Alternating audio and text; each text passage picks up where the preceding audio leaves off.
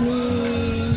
So, nandito kami sa festival along the West Gate. So, birthday kasi nung anak kong bunso. So, magsa-celebrate kami ng birthday niya dito sa Nails Kitchen. So, first time lang namin kakain dito.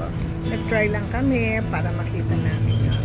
So, kami family, nandito kami, papunta kami dito sa So, occupied na yung yung ground floor. So, akit kami, papunta kami. Doon kami nagkaroon ng place sa third floor. So, with my childrens and my husband at saka yung kapatid ko.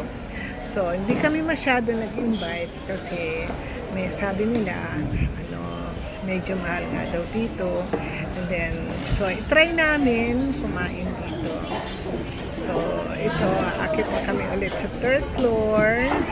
Bali, second floor yung napuntahan namin.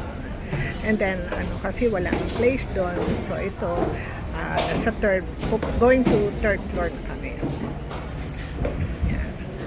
So, medyo okay naman, nakaya ko naman siyang akyatin kahit wala akong baston. Ito, sinalubong ako ng waiter para ituro kung saan kami yung aming place na uupuan namin.